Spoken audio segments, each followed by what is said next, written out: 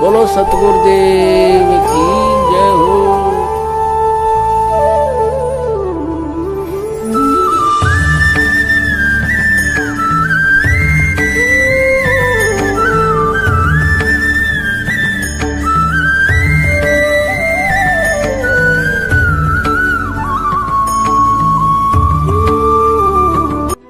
बंदी छोड़ सतगुरु रामपाल जी महाराज जी की जय हो। परमात्मा की सभी प्यारी आत्माओं को पवन दास का सत्साहेब।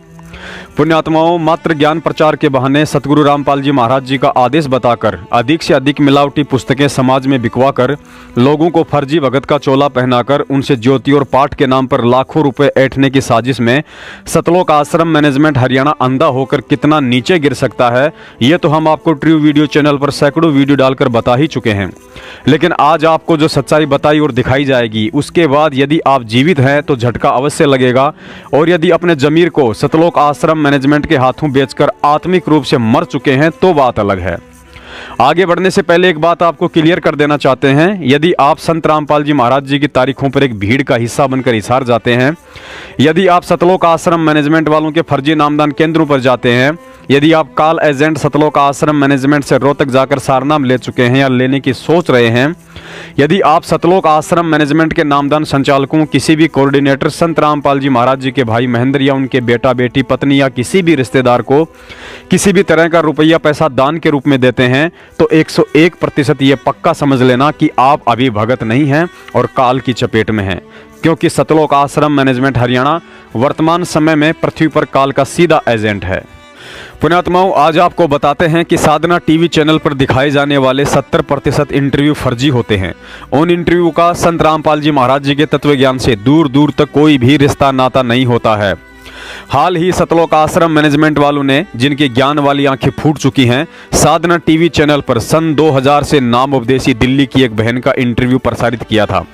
काफ़ी भगत लोग उस इंटरव्यू को देखकर प्रभावित भी हुए होंगे और काफ़ी ज़ोर शोर से पुस्तक सेवा में भी लगे होंगे, क्योंकि उस इंटरव्यू में कहा गया था कि मुझे कबीर परमात्मा सतलोक लेकर गए थे और कहा था कि बेटा नीचे जाकर ज़्यादा से ज़्यादा ज्ञान प्रचार करना है। लेकिन अब आगे आपको पता चलेगा कि सन 2000 से नाम उपदेशी वह बहन और उनका परिवार सतलोक आश्रम मैनेजमेंट वालों की शिक्षा में चलने के कारण काल की चपेट में है। उस बहन को सतलोक के दर्शन कबीर परमात्मा ने नहीं, बल्कि कबीर परमात्मा का रूप धारण करके स्वयं काल ने अपने 21 ब्रह्मांड में बने नकली सतलोक के दर्शन करवाकर परमात्मा की हजारों आत्माओं को भ्रमित करने की एक नापाक कोशिश की थी, जिसका इस वीडियो में पर्दाफाश होने वाला है।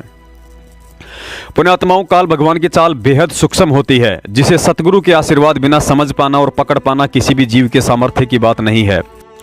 पहले आप उस पढ़ी लिखी अनपढ़ भोली बहन का इंटरव्यू ध्यान से सुनिए तथा इस इंटरव्यू की 3 बातों को विशेष तौर से ध्यान में रखना। पहली बात यह कि बहन ने कहा है कि जब मुझे कबीर परमात्मा सतलोक ले जा रहे थे तो एक मकर तार की डोरी आई थी, जिसके बारे में परमात्मा ने कहा कि बेटा इस मकर तार को बिल्कुल भी छूना और देखना नहीं है। और दूसरी बात जो ध्यान में रखनी है वो ये है कि बहन ने बताया, जब मैं सतलोक पहुंची तो एक बड़ा सा सोने का गेट था जिस पर बड़े बड़े अक्षरों में लिखा था सतलोक। सुनिए पहले ये छोटा सा इंटरव्यू। नमस्कार जी। सत साहेब। क्या नाम है बहन जी आपका? संगीता दासी। संगीता जी, आप कहाँ की रहने वाली हैं? नांगलोई सुल्तानपुरी। बहन जी, संत रामपाल जी महाराज से कब जुड़े आप? संत रामपाल जी महाराज से 2000 में जुड़े थे, वो भी मेरे मामा जी के द्वारा। बहन जी, संत रामपाल जी महाराज से जुड़ने के बाद क्या आपको कोई लाभ भी प्राप्त हुए? जी हाँ, संत रामपाल जी महाराज से जुड़ने के बाद मुझे लाभ प्राप्त हुए, काफ़ी सारे लाभ प्राप्त हुए हैं। उसमें सबसे बड़ा लाभ था कि मालिक मुझे सतलोक घुमा के लाए थे। दोपहर का समय था, मैं सो रही थी, कबीर परमात्मा खुद आए थे, बोले कि चल बेटा तुझे सतलोक घुमा के लाता हूँ। उसके बाद फिर मैंने बोला ठीक है मालिक चलते हैं। तो मालिक मुझे एक रथ लेके आए थे कबीर परमात्मा, तो उसमें गई थी। फिर आगे जाके मकर तार की डोरी आई थी, 3 डोरियाँ थी, उसमें से एक मकर तार की डोरी थी, उसकी तरफ देखना नहीं था। अब कबीर परमात्मा से मैंने पूछा कि परमात्मा जी ये क्या है? तो परमात्मा ने बोला बेटा ये मकर तार की डोरी है, इसकी तरफ देखना नहीं है। तो मैंने इसकी तरफ नहीं देखा। उसके बाद फिर परमात्मा आगे लेके गए तो आगे सतलोक था। सतलोक का गेट था जो बहुत ही बड़ा था, सोने का गेट था और ऊपर बड़े बड़े अक्षरों में लिखा हुआ था सतलोक। उसके बाद परमात्मा मुझे अंदर लेके गए, वहाँ पे परमात्मा ने मुझे घुमाया और वहाँ पे मेरे नाना नानी थे जो उन्होंने भी संत रामपाल जी महाराज से नाम उपदेश ले रखा था, तो मैं उनसे भी वहाँ पे मिली। उनको सत्साहिब भी किया, वो अपना सिमरन कर रहे थे, सत्संग सुन रहे थे, और वहाँ पे काफ़ी चीज़ें देखी, बहुत ही अच्छा मतलब था। यहाँ से तो बिल्कुल अलग ही था वहाँ पे। उसके बाद फिर परमात्मा बोले चल बेटा नीचे चलते हैं। तो मैंने बोला परमात्मा मुझे ना भूख लग रही है। तो परमात्मा बोले क्या खाएगी बेटा? मैंने बोला परमात्मा मैं आम खाऊंगी। तो उसके बाद परमात्मा ने मुझे आम खिलाया और परमात्मा ने बोला कि बेटा अब चल नीचे चलते हैं। उसके बाद फिर मैंने आम खाने के बाद बोला परमात्मा मैं नीचे नहीं जाऊंगी। परमात्मा बोले क्यों? मैं कहा परमात्मा मुझे यहीं रहना है, यहीं पे अच्छा लगता है, बस मुझे यहीं रहना है। तो परमात्मा बोले बेटा भक्ति करके तुझे नीचे जाना है, तभी तो तू सतलोक आ पाएगी, नहीं तो कैसे आएगी। मैंने कहा ठीक है परमात्मा। फिर परमात्मा ने बोला बेटा नीचे जाके ज्ञान प्रचार भी करना है, अपने सभी भाई बहनों को भी इस काल के लोक से निकलवाना है। मैंने कहा जी परमात्मा बिल्कुल। उसके बाद फिर परमात्मा मुझे नीचे छोड़ के गए। तो जब मैं उठी तो मैंने सबको बताया और मेरे मुंह का स्वाद ऐसा था जैसे कि बहुत ही मीठा आम खाया हो मैंने। एक लाभ ये मिला था कि हमारे घर में ना भूत प्रेत की बहुत बाधाएं थी, आवाज़ें आती थी। मैं छोटी थी तो मम्मी के पेट पे सोती थी, तो जो भूत प्रेत थे वो है ना वो मुझे पेट पे से गिरा देते थे। तो ये सारी बातें जब मेरी मम्मी ने मेरे मामा जी को बताई तो उन्होंने बोला कि बहन एक ही हैं जो इन सब से छुटकारा दिला सकते हैं। तो मेरे मामा जी ने बोला कि करौता में संत रामपाल जी महाराज हैं, उनसे उपदेश लेने के बाद तेरे सारे कष्ट दूर हो जाएंगे। तो मम्मी ने बोला कि मैं तभी उपदेश लूँगी जब परमात्मा खुद आके मुझे, संत रामपाल जी महाराज खुद आके मुझे दर्शन देंगे। तो ये ऐसा ही हुआ, जिस दिन मम्मी ने ये बात बोली थी उसी दिन फिर संत रामपाल जी महाराज ने मम्मी को दर्शन दिया। उसके अगले ही दिन मम्मी संत रामपाल जी महाराज के पास पहुंच गई और उस दिन से आज का दिन है, हमारे घर में कोई परेशानी नहीं आई है। एक लाभ और हुआ था, किसी कारणवश मेरा नामखंड हो गया था, तो उसी बीच नामखंड होने के बीच ही हमने आन उपासना भी अपना ली थी, जिसकी वजह से और ज़्यादा दिक्कतें आने लगी थी। हमने काफ़ी पंडितों को दिखाया, काफ़ी जो मुसलमान वगैरह हैं उनको भी दिखाया, लेकिन कोई फ़र्क नहीं पड़ा। इवन मेरे अंदर जो मेरे दादा दादी आते थे वो भी बोल के चले गई थी कि लड़की होली तक रहेगी, उसके बाद नहीं रहेगी।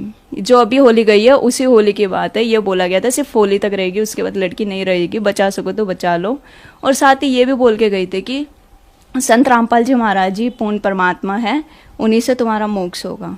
उसके बाद फिर भी हम आन उपासना अपनाते रहे, लेकिन फिर जब हमारे भक्त भाइयों को पता चला तो उन्होंने गुरुजी को प्रार्थना लगाई, हमारा नाम शुद्ध कराया। उस दिन जिस दिन नाम शुद्ध कराया प्रार्थना लगाने के बाद से, उस दिन से लेके आज तक का दिन है, मैं आपके सामने खड़ी हूँ बिल्कुल ठीक ठाक। नहीं तो मेरी हालत ऐसी थी कि मैं ना कुछ खा सकती थी ना पी सकती थी, पूरे दिन उल्टी होती रहती थी। लेकिन आज का दिन है, उस दिन से लेके आज का दिन है, मुझे कोई परेशानी नहीं है, मैं बिल्कुल ठीक हूँ, आपके सामने हूँ संत रामपाल जी महाराज की दया से। मैं जी संत रामपाल जी महाराज से नाम दीक्षा लेने के बाद आपको बहुत सारे लाभ मिले। आपको देखने से लगता है कि आपकी उम्र बहुत कम है और इस उम्र में आप भक्ति कर रहे हो। आपकी उम्र के बच्चे कहते हैं कि अभी भक्ति नहीं करनी चाहिए, खेलने कूदने की उम्र है, हम भक्ति बुढ़ापे में करेंगे। उनको क्या कहना चाहती हैं आप? जी मैं उनको यही कहना चाहूँगी, अगर इस उम्र में खेलेंगे कूदेंगे, अगर भक्ति नहीं करेंगे, भक्ति साधना नहीं करेंगे, तो आगे जाके आप देखते होंगे कि काफ़ी बड़े बूढ़े हैं जिनको काफ़ी सारी परेशानियाँ, किसी को कानों से नहीं सुनता, या फिर कोई वैसे बीमार है, या फिर जो बच्चे हैं उनके वो उनके अच्छे से देखभाल नहीं करते। लेकिन वही अगर हम इस उम्र में रह के भक्ति करेंगे तो हमें आगे जाके बुढ़ापे में कोई परेशानी नहीं आएगी। आप देखते होंगे कि लोगों की अकाल मृत्यु हो जाती है, वो भी नहीं होगी, हमें पता भी नहीं चलेगा कि हमारी मृत्यु कैसे हो गई, वो आराम से हो जाएगी बिल्कुल। बहन जी संत रामपाल जी महाराज से नाम दीक्षा कैसे ली जा सकती है? साधना चैनल पर सत्संग आता है, उसके नीचे येलो कलर की पट्टी आती है, उसमें नंबर दिए होते हैं, उस पर आप व्हाट्सअप करके पूछ सकते हैं कि, या फिर कॉल करके या मैसेज करके आप पूछ सकते हैं कि हमारे आसपास का कोऑर्डिनेटर कौन है, कहाँ से हमें नामदान मिल सकता है। और आपको नामदान दीक्षा बिल्कुल निःशुल्क मिलेगी, यहाँ कोई पैसा नहीं, कुछ नहीं। धन्यवाद बहन जी। पुण्यात्माओं, इस इंटरव्यू में बहन ने बताया कि मुझे कबीर परमात्मा सतलोक लेकर गए थे, जो कि सरासर ज्ञान विरुद्ध है, क्योंकि वर्तमान में पृथ्वी पर कबीर साहिब जी सतगुरु रामपाल जी महाराज जी के रूप में विद्यमान हैं, जिस कारण वे अपने वास्तविक कबीर रूप में सतलोक से पहले 21 ब्रह्मांड में किसी भी जीव आत्मा को दर्शन नहीं दे सकते हैं, वरना उनका विधान फेल हो जाता है। नानक जी, धर्मदास जी और गरीबदास जी सहित अनेकों हंस आत्माओं के उदाहरण इस बात के गवाह हैं कि परमात्मा जिस हल्के तेज पुंज वाले साधु संत रूप में उन्हें आकर मिले, उसी रूप में उन्हें सतलोक लेकर गए, और सतलोक में जाने के बाद परमात्मा ने सिंहासन पर अपना वास्तविक कबीर रूप दिखाया था। इसके अलावा गुरुजी ने हमें सैकड़ों बार समझाया है कि सतलोक की यात्रा के दौरान सतगुरु रूप में ही वह परमात्मा सभी देवी देवताओं और काल के ऋण से मुक्त करवाता है और त्रिकुटी पर भी सतगुरु रूप में ही दर्शन देते हैं। अतः इस बहन का यह कहना कि मुझे कबीर परमात्मा सतलोक लेकर गए थे सरासर ज्ञान विरुद्ध है। पुण्यात्माओं, इस पॉइंट से हमें यह शिक्षा लेनी है कि शरीर छोड़ने के बाद हमें अपने सवद स्वरूपी सतगुरु देव जी के अलावा किसी के साथ भी ऊपर की यात्रा नहीं करनी है। यदि सतगुरु के स्थान पर कोई अन्य चेहरा आता है या साक्षात कबीर परमात्मा भी आते हैं तो भी हमें केवल गुरु जी के निर्देश अनुसार सतनाम का जाप करते रहना है जब तक कि गुरु जी ना आ जाएं, ना कि किसी का भी हाथ पकड़कर चल देना है।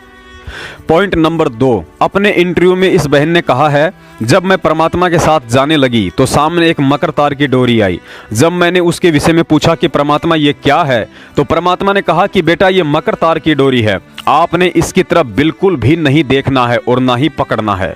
तो मालिक मुझे एक रथ लेके आए थे कबीर परमात्मा, तो उसमें गई थी। फिर आगे जाके मकर तार की डोरी आई थी, 3 डोरियाँ थी, उसमें से एक मकर तार की डोरी थी, उसकी तरफ देखना नहीं था। अब कबीर परमात्मा से मैंने पूछा कि परमात्मा जी ये क्या है, तो परमात्मा ने बोला बेटा ये मकर तार की डोरी है, इसकी तरफ देखना नहीं है। तो मैंने इसकी तरफ नहीं देखा। पुण्यात्माओं, बिना तत्व ज्ञान और सत्संगों के अभाव में काल भगवान हमें सतलोक की यात्रा में इसी तरह भ्रमित करने की कुचेष्टा करेगा। यह इंटरव्यू इस बात का जीता जागता उदाहरण है। इस बहन ने कहा कि मुझे परमात्मा ने उस मकर तार की तरफ देखने के लिए मना किया था, जबकि सतगुरु रामपाल जी महाराज जी ने अपने सत्संगों में हमें समझाया कि जब हम सतलोक के लिए चलेंगे तो एक मकर तार अर्थात मकड़ी के जाले के जैसी एक सीधी डोरी दिखाई देगी। हमने उस डोरी से बिल्कुल भी अपना ध्यान नहीं हटाना है, वरना मार खा जाएंगे। और मकर तार का खेल कांगना अलल ध्यान दचा के। अब कांगना खेलते हैं ना, जैसे यहाँ एक मोटा बांध जा दूसरा मोटा बांध जा रहे नाला और कई गांठ ला दें, फिर नो कहेंगे वो देवर खोल लेगा इसने, कांगना खेल रहेंगे ना खुल जा उबरण के फंड होया करना लंबा चौड़ा सिस्टम। तो परमात्मा कहते हैं अब मकर तार का खेल कांगना छूट ना जा आते हैं, छूट गया वो हार जाएगा। तो उस मकर तार का ऊपर से जब आत्मा यहाँ से चलेगी, परमात्मा कई तरीके से इसको कहीं किसी स्थान पर किस तरीके से आपने जाना है, तो आप कभी एक आध बार कभी ध्यान वैसे ही कुदरती लग जाता है, बैठ जाते हैं, कभी आंखें खुली है तो भी बंद हो जाती हैं। और कई बार ऐसा होगा कि एक मकड़ी के तार जैसा आपको लंबा स्ट्रेट बहुत, उसका कोई और छोर आप नहीं देख सकोगे, ऐसा तार सा नजर आएगा, उसको मकर तार कहते हैं। उसके साथ लग के आत्मा जैसे मकड़ी उस तार को पकड़कर ऊपर चढ़ जाती है, ऐसे वो मकर तार का आपको दिखाई देगा जब चलेगी यहाँ से आत्मा संसार छोड़ के। तो एक मकर तार का मार्ग आपको मिलेगा, उसके साथ चलना, उसको छोड़ना नहीं, तो उधर नहीं जाना, नहीं तो मार खा जाएगी। तो ऐसे ही वो कांगड़ा खेलते हैं, जब दोनों और दाव लगा देते हैं, तो खोल गया तो तू हार गया हारगी, तो ऐसे अपने अपनी जबरदस्ती से उसको पकड़ लेना है उस मकर तार के, उस मकर तार को। मकर तार माने मकड़ी का तार। ऐसा एक रास्ते में आपको ये गाइडलाइन होगी कि इसके साथ साथ चल, भ्रमित ना होना। सतलोक जाने के लिए वो कुछ समय कुछ स्थान तक मकर तार है, उसके बाद फिर परमात्मा का अलग से मार्ग है। पुण्यात्माओं, इस बहन के इंटरव्यू और सतगुरु रामपाल जी महाराज जी के सत्संग में रात दिन का अंतर है। बहन कह रही है कि मुझे परमात्मा ने मकर तार की तरफ देखने के लिए मना कर दिया, और सत्संग में सतगुरुदेव जी कह रहे हैं कि आपने मकर तार से ध्यान ही नहीं हटाना है। अब निर्णय आप जी स्वयं कर लेना कि काल की गिरफ्त में सतलोक आश्रम मैनेजमेंट हरियाणा और ये इंटरव्यू देने वाले भगत हैं या हम सत्सेवक हैं जो परमाणु के साथ संगत को सच्चाई बता रहे हैं। यदि सतलोक आश्रम मैनेजमेंट वाले सतगुरु की शरण में होते और आज इनके पास सद्बुद्धि होती तो भूलकर भी इस ज्ञान विरुद्ध इंटरव्यू को साधना टीवी चैनल पर नहीं चलवाते। लेकिन इन भाई लोगों का ध्यान मकर तार पर नहीं बल्कि माया बटोरने पर अधिक टिका हुआ है। इस ज्ञान विरुद्ध इंटरव्यू को सुनने के बाद यदि किसी भगत ने अपना शरीर छोड़ दिया तो निश्चय ही वह मकर तार की डोरी पर ध्यान ना लगाकर मार खा जाएगा और काल के पाले में चला जाएगा। अतः सतलोक आश्रम मैनेजमेंट वालों को चाहिए कि इस इंटरव्यू को दोबारा ना चलाया जाए और अपने यूट्यूब चैनल से भी डिलीट कर दें, और आगे किसी भी इंटरव्यू को चलवाने से पहले उस भगत के ज्ञान को परमात्मा के ज्ञान से मेल करवा लें।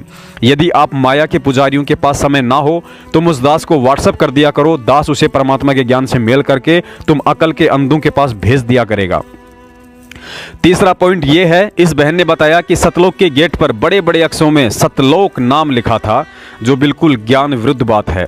इस बहन की मेहरबानी होती यदि यह भी बता देती कि वह नाम हिंदी भाषा में लिखा था, अंग्रेजी में या चाइनीज भाषा में लिखा था।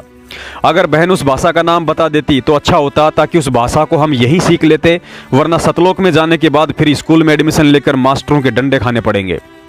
पुण्यात्माओं, आप विचार कर सकते हो कि इन फर्जी इंटरव्यू के माध्यम से आप लोगों को कैसे धीरे धीरे तत्व ज्ञान से दूर किया जा रहा है। फिर भी आपको इन गुरु गद्दारों की गुलामी करने की आदत ही पड़ गई है, तो उस आदत से आपको हम भी नहीं बचा सकते हैं, लेकिन ये गुलामी आपको एक दिन बहुत महंगी पड़ेगी। हम सत्सेवकों को जहां भी कुछ गलत दिखाई देगा, हम अपना शिष्य धर्म निभाते हुए आप जी को सचेत करते रहेंगे, क्योंकि कल को हम आप लोगों की तरह परमात्मा के दोषी नहीं बनना चाहते। सत साहेब।